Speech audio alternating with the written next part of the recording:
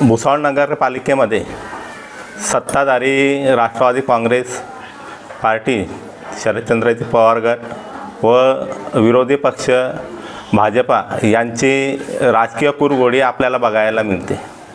संत गाडगे बाबा नगरपालिका दवाखाना हा स्थलांतरित करण्याचा प्रश्न हा इथे भुसावळ शहरामध्ये उपस्थित झालेला आहे आणि त्याला धरूनच आजची ही पत्रकार परिषद रिपब्लिकन सेनेतर्फे आम्ही घेत आहोत. संत गाडगे बाबा रुग्णालय हे गेल्या अनेक वर्षांपासून भुसावळ शहरामध्ये आहे आणि या रुग्णालयातून गोरगरीब कष्टकरी वृद्ध महिला यांचा इलाज तिथे कमी खर्चामध्ये होतो. याकरिता रुग्णालयामध्ये या लोकांना त्रास आता वाढलेला आहे आणि हा स्थलांतर झाल्यामुळे या गोरगरीब जनतेवर इतर भारही त्यांना सोसावा लागेल आणि हा भार त्यांना सोसावा लागू नये त्याकरिता रिपब्लिकन सेना सर्वप्रथम ही मागणी करते की संत गाडगे बाबा हे रुग्णालय तेथून स्थलांतरित होऊ नये. त्यासोबत सध्या सुरू असलेल्या नगरपालिकेमध्ये सभागृह व इतर व्यवस्था होऊ शकते, परंतु फक्त दवाखाना त्याच ठिकाणी स्थलांतर करायसाठी हे प्रयत्न तिथे चालू आहे. भुसावळ अ वर्ग नगरपालिका असतानाही भुसावळ शहरामध्ये 10 ते 15 दिवसाआड पाणी येतं. त्यासोबत भुसावळमध्ये रेल्वे अतिक्रमणधारकांचा प्रश्न आताही आवासून उभा आहे, परंतु याकडे लक्ष न देता दवाखाना हा स्थलांतरित करायचा घाट हा भुसावळ नगरपालिकेमध्ये चालू आहे. याला रिपब्लिकन सेना हे कडाडून विरोध करीत आहे आणि रिपब्लिकन सेना याकरिता रस्त्यावर पण उतरायला तयार आहे. राष्ट्रवादी शरदचंद्र पवार गटाचे नगराध्यक्ष येथे विराजमान झालेले आहेत. आम्ही सर्वप्रथम सामान्य घरातून महिला ही नगराध्यक्ष झालेली आहे, त्यांचं सर्वात अगोदर आम्ही अभिनंदन करतो.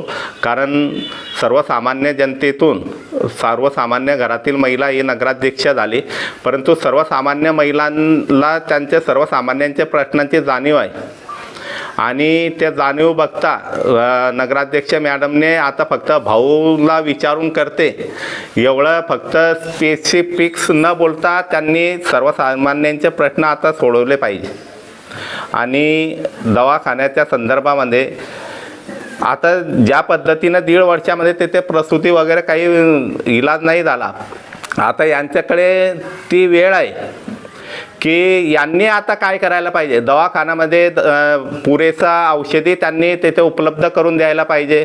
नवीन जे डॉक्टर असतील त्यांना तेथे आणलं गेलं पाहिजे आणि डॉक्टर आल्यानंतर तेथे सर्व प्रकारच्या रुग्णांना कशी सुविधा देता येईल त्याकरिता यांनी सर्वांनी प्रयत्न केला पाहिजे. दवाखाना हा लवला गेला नाही पाहिजे याकरिताच आम्ही आज इथे पत्रकार परिषद घेत आहोत आणि त्यांनी जर U-टर्न मारलेला असेल तर त्यांनाही समजलेलं आहे की जनभावना काय आहेत आणि लोकशाही मार्गाने आणि संविधानाच्या चौकटीत जर त्यांना त्या पद्धतीने काम करायचं असेल तर त्यांनी संविधानाच्या चौकटीत जे जनतेच्या हिताचं काम आहे त्यासाठी त्यांनी नक्कीच प्रयत्न केला पाहिजे. भुसावळ शहरातील जनतेने सत्ताधाऱ्यांना पण योग्यप्रमाणे निवडून देण्याचं काम केलेलं आहे आणि त्यांच्यावर वास ठेवण्यासाठी बहुमतामध्ये विरोधी पक्षाला ठेवून यांचे जे चुकीचे कामं होतील त्यावर प्रतिबंध ठेवण्यासाठी इथे विरोधकांना बसवलेलं आहे. परंतु यांचं जे राजकारण चालू आहे, एक भुसावळ शहरासाठी एक सापनाथ झालेला आहे आणि एक नागनाथ झालेला आहे.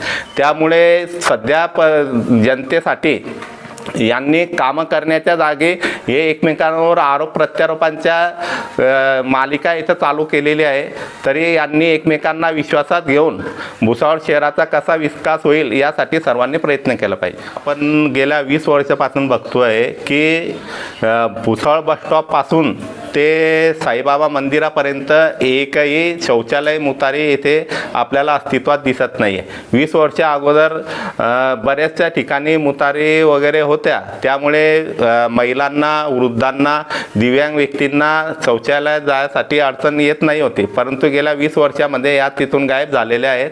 तरी आम्ही नगराध्यक्षांना हीच मागणी केलेली आहे की बसस्टॉपपासून ते साईबाबा मंदिरापर्यंत नगरपालिकेने त्यांची व्यवस्था करायला पाहिजे.